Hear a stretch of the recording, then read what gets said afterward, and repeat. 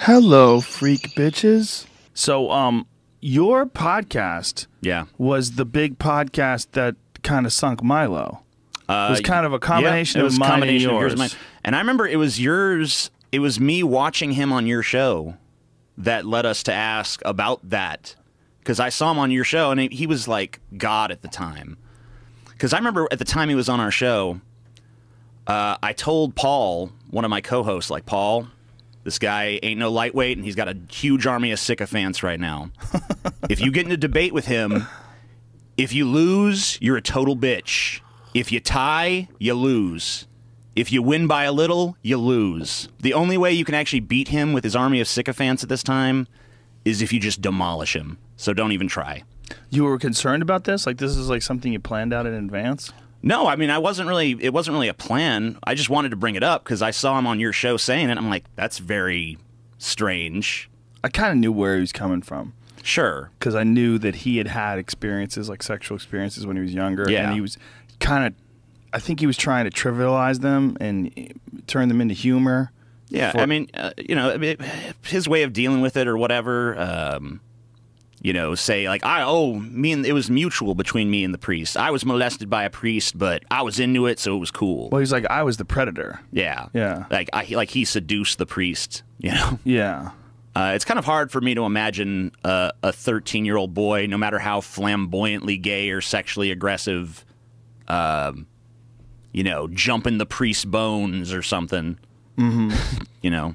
Well, I think it sort of gives you a better understanding of how this guy came to be who he is today and why he so relishes this role of being the contrarian and being this this sort of very difficult to pigeonhole gay man who's very conservative but yet believes in man-boy love. Look, this is if you go back and you read old articles that he wrote for publications that he worked for in the past,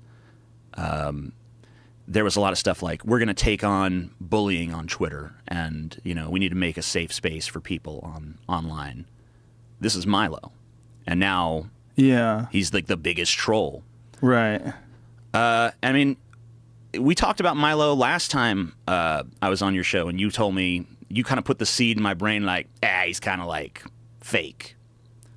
And the more I've looked into it, the more I have to question whether or not that shit with the priest even happened to begin with. Yeah. Because I don't know. I don't really trust the shit that comes out of his mouth in terms of like face value. Right.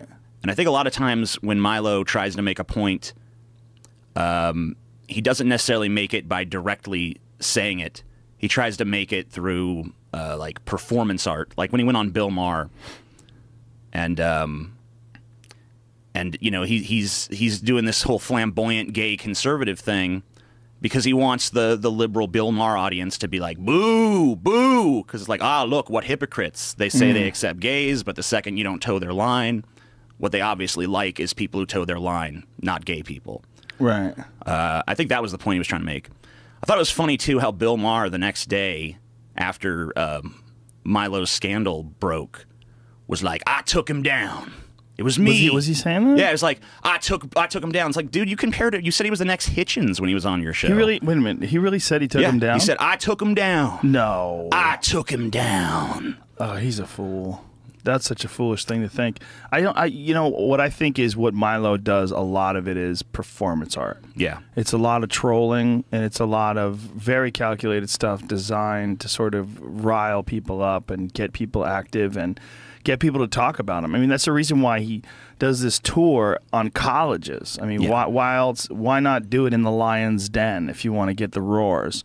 I mean, he's doing it like where he feels like this problem is the greatest. Oh, he wants to stir that pot, too, because he knows if he just does it in some club downtown, there's not going to be any protest. No one's going to give a shit. They'll still protest, I'm Maybe. sure, but not like bringing it to their campus. It won't be like what happened at Berkeley. Yes. Yeah, what happened at Berkeley was just fucking insane. What's really insane is that, was it the mayor of San Francisco that was applauding the protests? Like, hey, fuckface, there was $100,000 worth of property damage. People were throwing chairs through Starbucks windows and lighting cop cars on fire.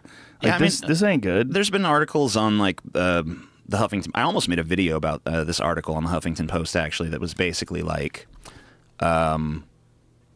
violence is as valid a reaction to Trump as anything. That's like, wow, you're literally just advocating for violence, and you think you're so enlightened. Yeah, it's completely foolish. It's like it goes, once things aren't going their way, it goes against everything they've stood for before. What about kindness? What about compassion? What about treating people with love? What about facts? Well, that's okay when they're in power. Exactly. That's okay when they're in power. Yeah. But when someone else is in power that they don't like, it all kind of goes out the window. It kind of goes both ways, though, doesn't it? Oh, yeah, it definitely.